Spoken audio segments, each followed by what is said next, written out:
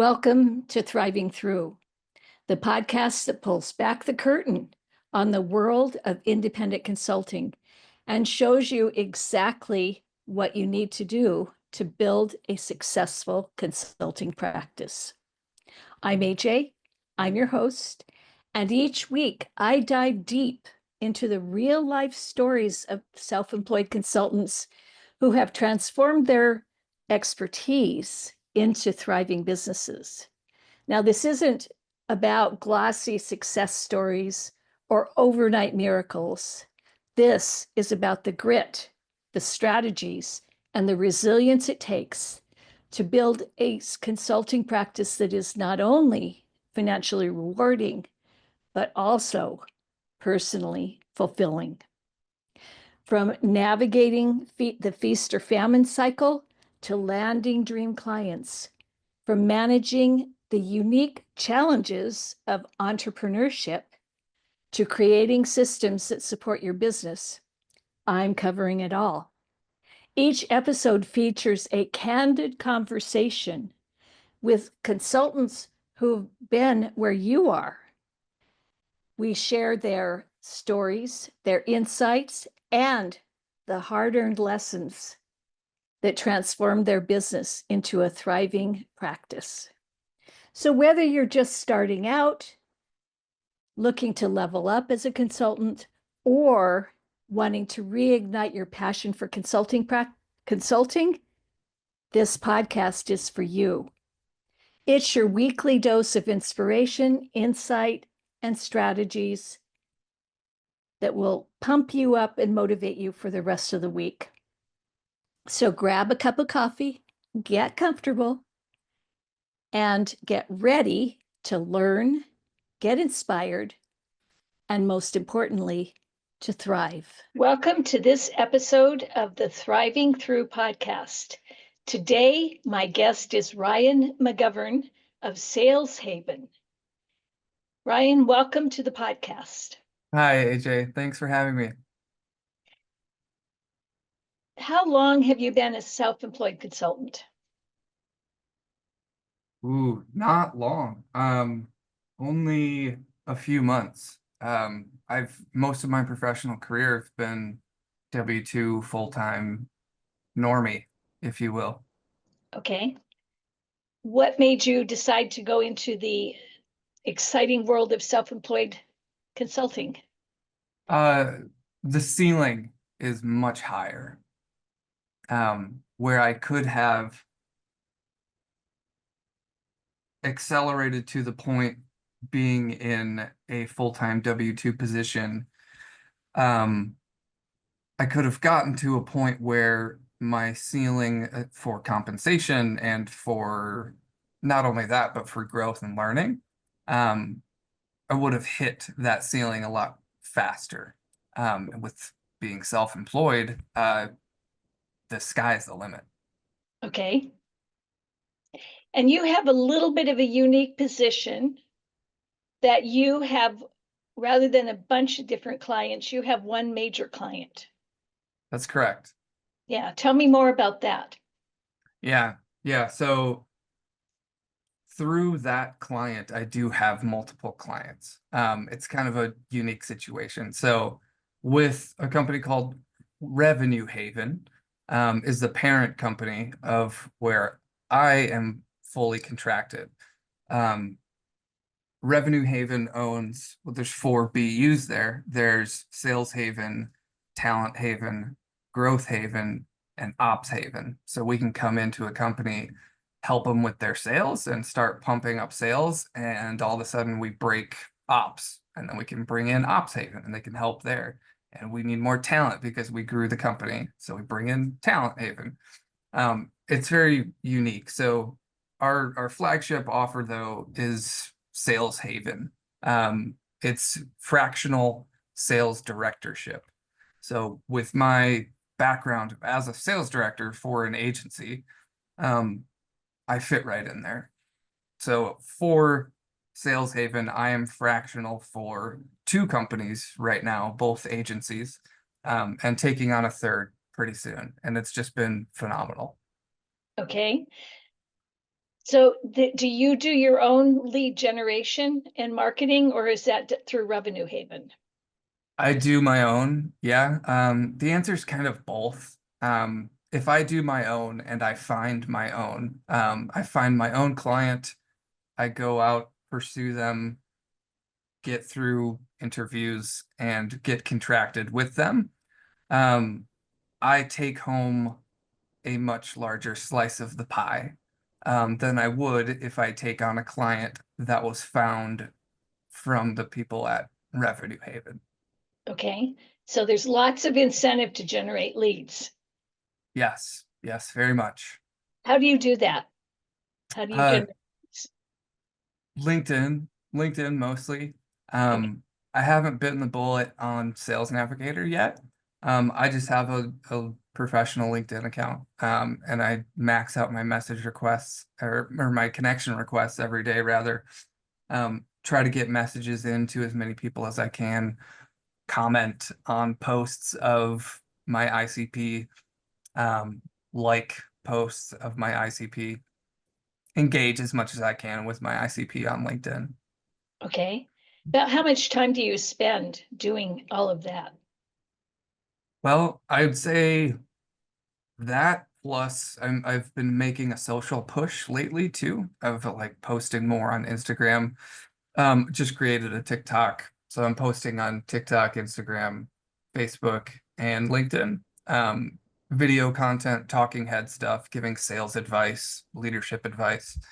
Um, that plus searching for leads. It's about an hour, hour and a half, maybe a day. Okay. Okay.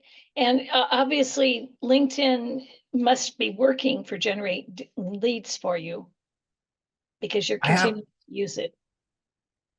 yeah, yeah, and I will continue always, even if I am fully stacked on work. The only reason that I would want to increase volume is so that I could be very selective. I could be even more selective. Okay. And a couple minutes ago, you talked about your ICP, your ideal client profile or persona. How, who is your ICP? Agency owners doing at least 1 million a year. 1.2, like we like to have 100K MRR.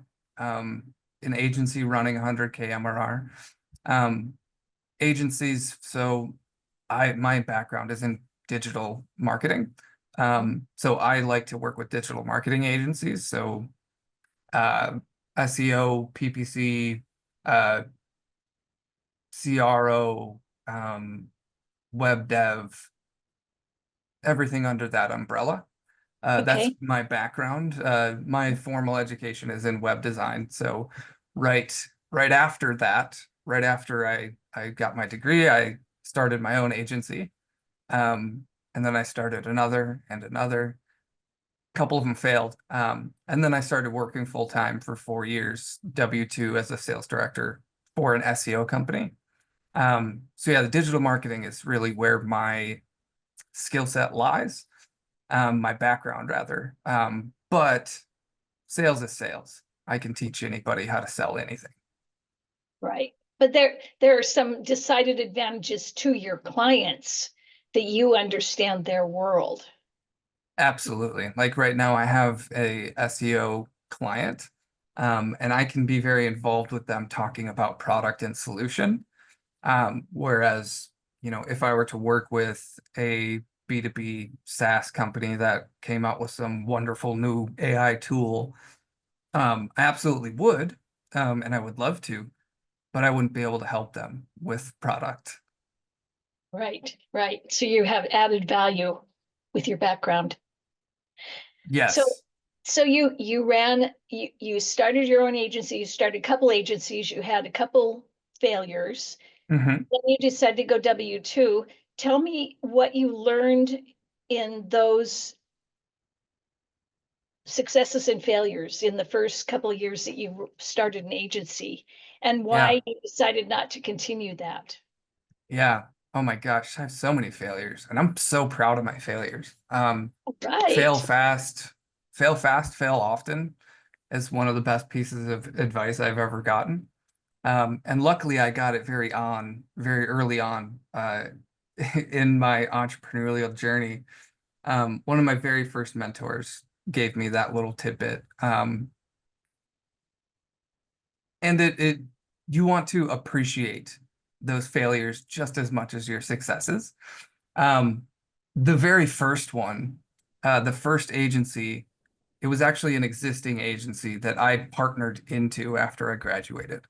So I partnered into it and I took 50% of the equity and worked side by side with somebody. It was a great experience. I learned so much, tons of failures there. Everything from, being unprepared when walking into a boardroom to present a solution to just giving the wrong advice. Mm, Um, but this particular company, one of the big takeaways for me on that particular failure was that if you are going to have a business partner, you need to really, really know that person. You need to know everything about that person before you commit to being their business partner. That is like a marriage. It's like you're stepping into a marriage. mhm. I didn't, I did not know everything about that person. And it led to us ultimately having a falling out. Um, it wasn't about our professional life. It wasn't about our careers, what we wanted to do. We had very similar goals. It was personal stuff that we uncovered along the way. And then we had a falling out, so I started another agency. Um, I said, okay, no partners. I don't even want to look for investors. I'm going to do this. I'm going to bootstrap this myself.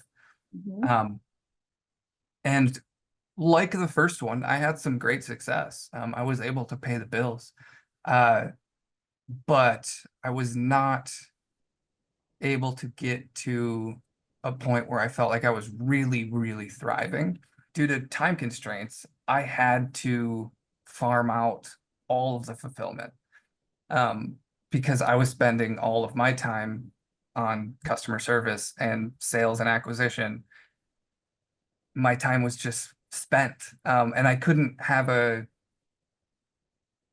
keep a close eye uh, on production. Okay.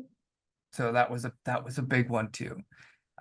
Is that when you're going to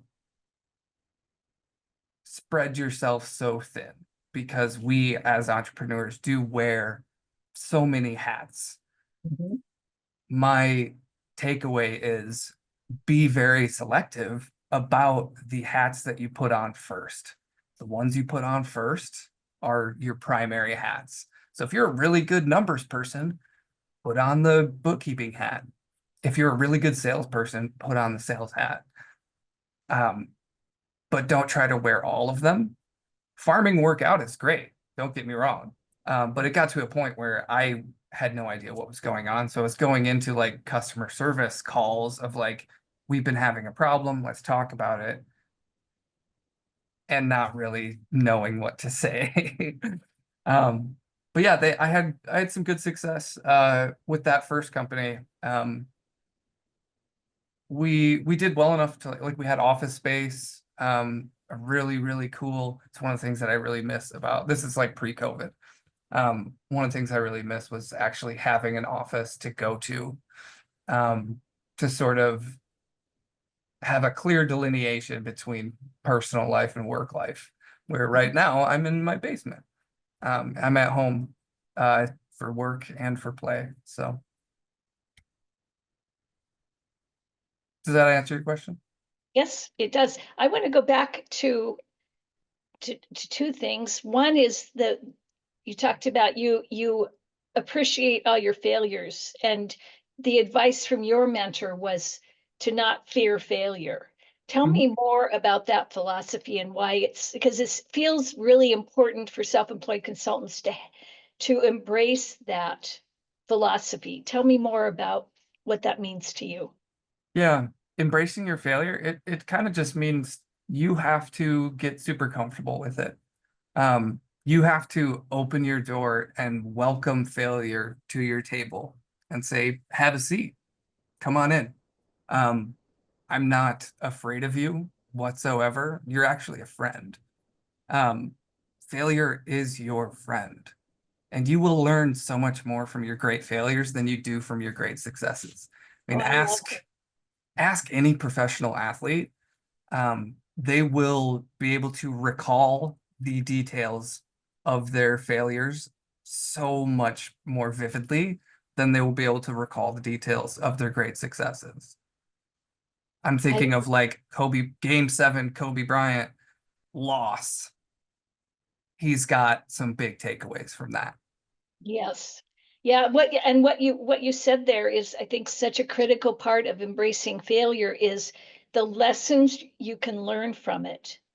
And that's the important piece of really making the most of failures is what did you learn out of it? You Yep. know, what would you do differently next time? Yeah. Just be afraid of making the same mistake twice, is what I'd say. Yeah. Um, but embrace it. Like I said, welcome it into your home. Have a seat at my table. I'll be friends with you. Failure, this big monster. I think when I think of failure, I think of like this big hulking monster, like a just a black outline of a person. Um, Uh, but when they sit down with me, actually, you know, this is my friend. I'm friends with failure, and I'm proud of it. Um, if you it same kind of deal. If you ask any very, very successful person in our space, they've had some momentous or monumental failures, and I'm sure they're also proud of those. so the key thing is accumulate, like you said, fail early and fail fast is it's sort of like a badge of honor to Hmm. have failures and to have learned from them and then to be able to go on to huge successes. Yeah, yeah. Yeah, Fail fast, fail often is one of the best pieces of advice I've ever gotten. Yeah. yeah, and invite the failure to come sit at the table with you. Hmm. I love that advice. The other thing that you mentioned is the now that you are working from home and your office is in the basement, how do you find the delineation between perfect work and play, work and your personal life when you're in the same space all the time? That's a great question. This is something that I've actually struggled with a little bit, and I've gotten some advice recently, actually. My current One of my current mentors, Corey Jackson, who owns Revenue Haven, um, he gave me some great advice, and that is when you are done working and you shut the laptop, let's say I use a desktop, but whatever, you shut the laptop. Um, a little psychological trick that you can do is to change your clothes. Oh, You change your clothes after you're done working and you go into like family mode. Um, there's this psychological effect that takes place where you will actually switch modes uh, easier. Whereas prior to, I started doing that and it actually works, by the way. mhm. Um, but prior to that, I would be in my office for 9 or 10 hours or whatever. I would hear my wife and kids come home and they start running around upstairs. And then all of a sudden I'm switching over to like family mode, dad mode, and I have to go up there and who knows what happened throughout the day. Like maybe I had to fire somebody that day. Maybe it was a really bad day, you know. Um, Being able to switch from professional mode to dad mode, family mode, it's very difficult. And that is, I would love to have a big team someday, somewhere that I can actually have an office again. But that's my little piece of advice is change your clothes. Okay, I love it. Change your clothes. And there's Hmm. something psychological about that. Yeah. Yep. It also Yep. And gives you a also, moment.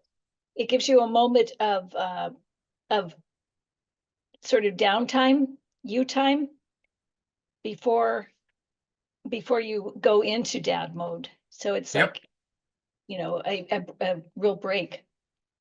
Yeah, yeah, exactly. There's a clear moment where you have that delineation. Love it. Hmm. One of the things you talked about when we talked earlier was this concept of uninformed happiness to informed happiness framework. Yeah. And then the valley of despair. So can you walk us through that framework? Yeah, yeah, of course. So this is the Alex Hermosi thing. And for your listeners, if you don't know who Alex Hermosi is, what are you doing? Go follow him. Really, really brilliant guy. So yeah, this concept is about how people move from naive optimism into mastery. So you start out at a level of uninformed happiness. You are excited, but you're unaware of the real challenges that face you. Um, you then go from uninformed happiness to the valley of despair, where reality hits. You realize how much you didn't know. And this is where most people quit.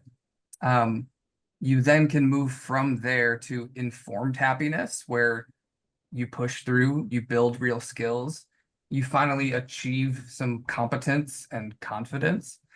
Um, but you get to that point in the valley of despair where you can make a decision. Are you going to quit, or are you going to push your way through to informed happiness? And most people quit. Most people quit in entrepreneurial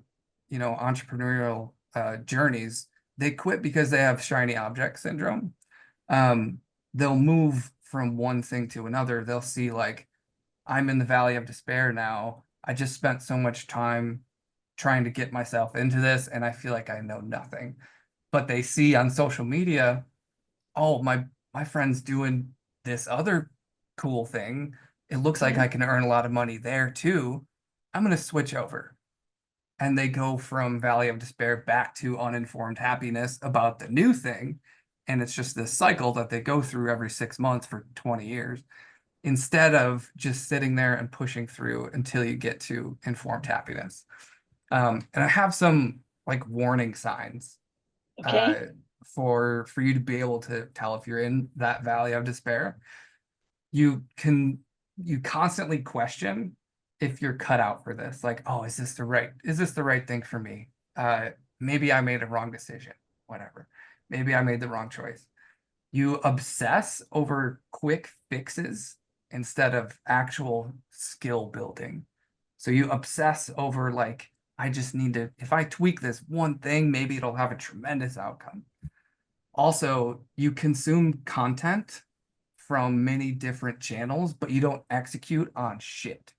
You just consume it and do nothing about it. Those are three big warning signs that you're actually in there, but I also have some advice on how to push Yes, through that. that's what I was going to ask next. How do you push through? Yeah, yeah. So reframe your own failure. Um, if anyone else is listening to this and they're in sales, they know about reframing. We do it to our prospects to get them to look at something from a different perspective. So you have to reframe yourself. So you reframe your own failure. It's just part of the process, is what you say to yourself. It's just part of the process, just part of the process. I'll get there. I have my goal ahead. I have my North Star that I always have my eye on. Um, and I'll talk about North Star in a minute too. I love that topic. But also some more advice. Focus on inputs, not just outcomes or outputs. Be grateful for your inputs. You have to keep showing up even when results lag. So I'll give you another example of this in sales. You're a closer, let's say, and you had 20 meetings booked for the week, and it's Friday afternoon. You went through 18 of your meetings and you closed 0 deals. But during that week, you also, maybe you read a book on sales. Maybe you read something great, like from Gino Wickman or something. Maybe you also showed up to external training calls Maybe you showed up to a one-on-one with your boss and did some role play to try to improve your skills. Those are all inputs that you need to be super proud of instead of just fixating on the lack of the output. Does that make sense? Yeah, absolutely. Yes. Yeah. Yeah. Yeah. So focus on your inputs, not just your outputs. Super important. That came up recently with a rep of mine. Um, but also seek some external feedback.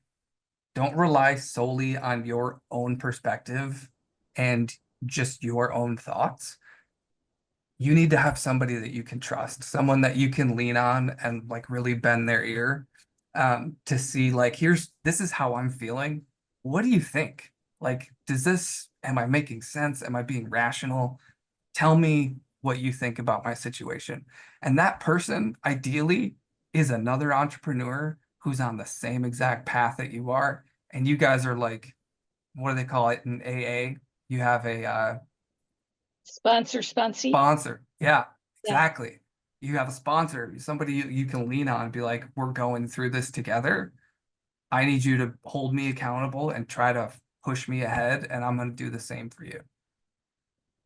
Find people like that. There are so many awesome people like that out there. There's a Slack group. I think it's also on LinkedIn. I know it's on LinkedIn. It's called Fractionals United. Have you heard of this, AJ? Oh, I haven't. It's a wonderful community. So it's called Fractionals United, and it's exactly what you think it is. It's hundreds and hundreds of fractionals that just get together and they do exactly that, hold each other accountable. They give each other tips. When a job posting comes around for a new fractional, they put it in there. Hey guys, get on it if this is applicable to you. It's real, like the camaraderie in there. It's just super cool. So shout out to Fractionals United. Great, great. You mentioned having an incredible mentor, which is kind of related to what we just talked about. How did you find that mentor and what makes that relationship so valuable? Luck, luck mostly. But also like being a great networker, I would say is what led to that. Um, like I said before, I'm very active on LinkedIn. Me and my current mentor, just by chance connected on LinkedIn and we started shooting the shit and we got along. We got in from LinkedIn, we scheduled a meeting to just kind of see what's going on with each other. Um, and that was when I was a sales director for that SEO company. I was a sales director there for 4 years. Um, it was like during the end of my tenure there that his name's Corey Jackson. We got together via LinkedIn, then we got on a Zoom call together and hung out for a little bit. And he said near the end, like, I've got this, sales haven. Um, Always looking for great sales directors. And it was just, I don't know if you believe in God, but there's like some divine intervention there, maybe, because very, very shortly after that, we Mhm. lost our largest client, that accounted for a third of our revenue at that SEO company. Um, so we cut a bunch of people. I was very senior there. I was like one of the original 10 employees. But even then, my salary got slashed. We just couldn't afford to pay me what I was worth anymore. Mhm. And that happened very shortly after I had that meeting with Corey. Um, so as soon as it did, he was my first phone call. Hey man, I'm looking around. I really liked everything you said about Sales Haven. Can I come join you? Um, and then I had a couple interviews with him, and they went well, and here I am. That's cool. Yeah, but he has been to answer your question, was it why is it important to have a mentor? Mhm. Yeah. Yeah, so having I'm gonna sound like such a fanboy here. Um, but having Corey in my life and in my corner has been life-changing. This is just like one of the most remarkable human beings I've ever known. Um, and he has done what I am trying to do. Um, he's been on the path and succeeded greatly, um, off of the path that I am currently on. Um, he has so much value to give in like we have a weekly one-on-one for 30 minutes, and those 30 minutes I take so much away from that every single time. I don't know how he does it, but like I have revelations on a weekly basis. It literally happened today. We do it every Tuesday. Um, but why is it important to have a mentor? You need to have somebody who has walked that path that you are currently on, someone who's done it successfully. I think that is the big part. There's this I also got this quote from Corey, but it's I don't take advice from people who have not walked the path that I have successfully. Good. Yeah. So take advice from people who have walked that path. Mhm. And just as a side note, do not take advice from people who have not walked that path. And absolutely do not take any criticism from people who haven't walked that path. One is, where do you see your business in 3 to 5 years? Where do you want to be? What I want my life to look like, some career related things and also personally. Um, in 5 years, I want to be earning over $1 million a year before taxes. I want to be fully financially independent, which means the house is paid off, no student loans lingering over my head anymore. Um, that's approximately 83 or 85-ish thousand a month. Um, this is going to be in high ticket sales coaching, attached to Revenue Haven. Um, I want to scale all of the above. I just want to scale. Um, I want to create a course for people to learn how to do what I do. And by that time, I also want the business to have employed a couple of people who I teach how to do exactly what I do and have them start generating revenue for the business and also generating an awesome life for themselves. Um, like I said, debt-free, student loans are gone, house is paid off. I probably start a trust for my kids by then. Um, we have this really, really huge goal for Revenue Haven, which is to hit 100 million. I would love it if that happens by then. And as far as like family and lifestyle goes, I want to be able to spend as much time as I possibly can with my family. Um, that means, and this is even a shorter term goal than that, but that means that there is no daycare. I don't want all of my kids in daycare. I want them to be home.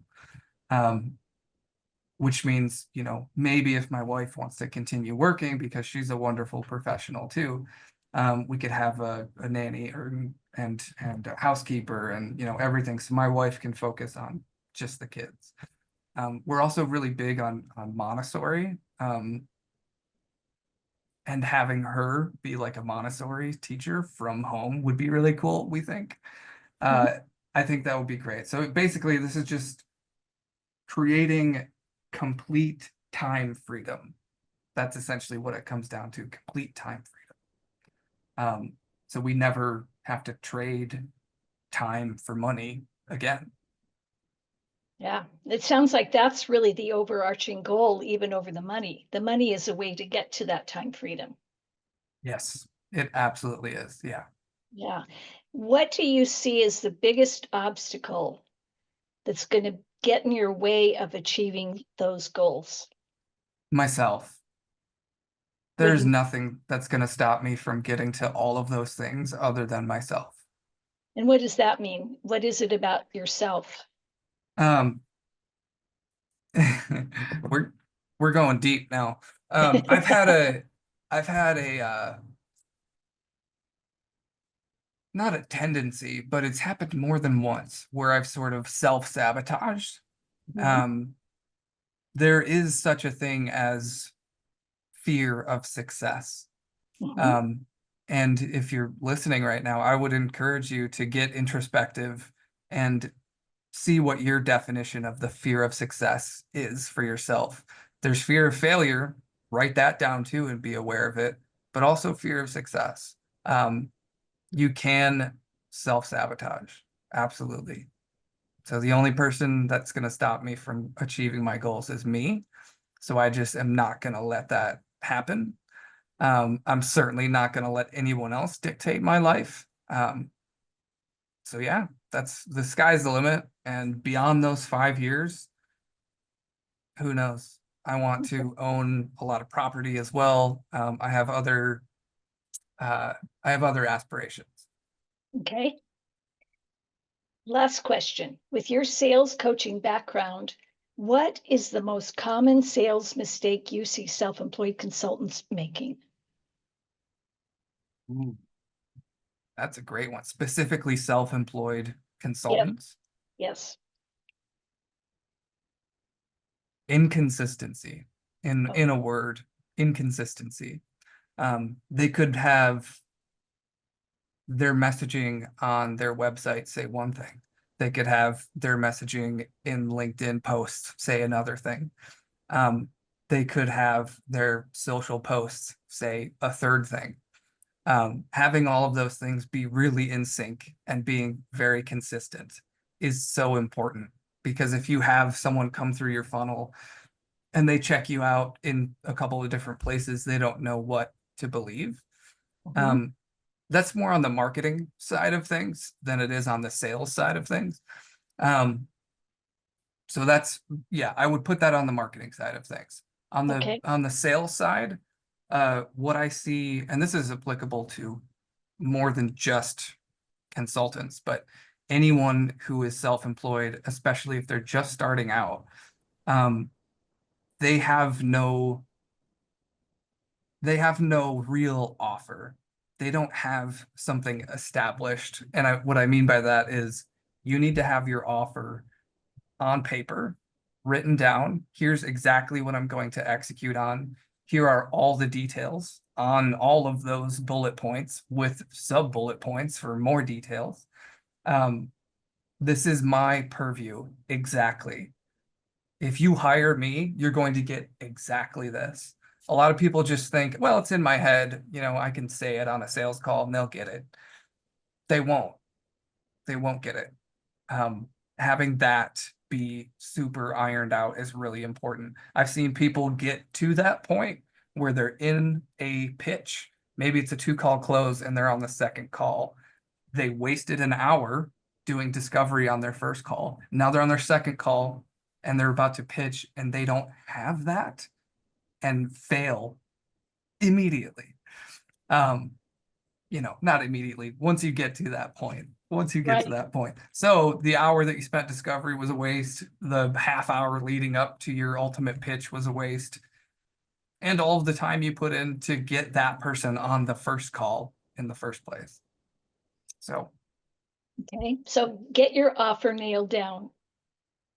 Not just here's sort of what I do, but here is exactly what I do, how I serve you, the results you'll get from working with me. exactly. Yeah. Exactly. And It I, can't I be would, in your head. right. And I would say there's a point before that, and before you do your offer, is you need to really understand the problem you solve for them. That is an important problem for them that they want to solve, and you are uniquely qualified to solve for them. And then your offer is, here's how I'm going to solve it for you. But Yes. Yeah, yeah, exactly. How can you solve a problem that you don't know exists is another thing too. Are you just going to blindfold yourself and throw darts at a dartboard? Um, it's like, throwing spaghetti at the wall and seeing what sticks. That's Find a it. group of individuals that have a problem and your purview can solve that problem, and then go talk to those people. Yeah, yeah. And if you don't know what the problem is yet, you're not ready. You Yeah, there need you to do go. some homework. Yeah. There you Well, go. this has been fantastic. You have all sorts of valuable information for the listeners and viewers of this podcast. And thank you so much for the time. And Thank that's a you. wrap on this episode. It was a pleasure. Well, that brings us to the end of another episode of Thriving Through. I hope today's conversation has given you not just inspiration, but practical, actionable insights that you can apply to your own consulting journey. Remember, building a thriving consulting practice isn't about following someone else's blueprint perfectly. It's about finding your own path and staying true to your vision while learning from those who've walked similar roads. If today's episode resonated with you, I'd love to hear about it. Share your biggest takeaway on LinkedIn and tag me. Leave a review on your favorite podcast platform. Your feedback helps other independent consultants find our community and join this conversation. And don't forget to hit subscribe to ensure you never miss an episode. Each week, we'll bring you more honest conversations and practical strategies to help you build a consulting business that works for you. Until next time, keep pushing forward, stay curious, and remember, you're not just surviving in consulting, you're thriving through it.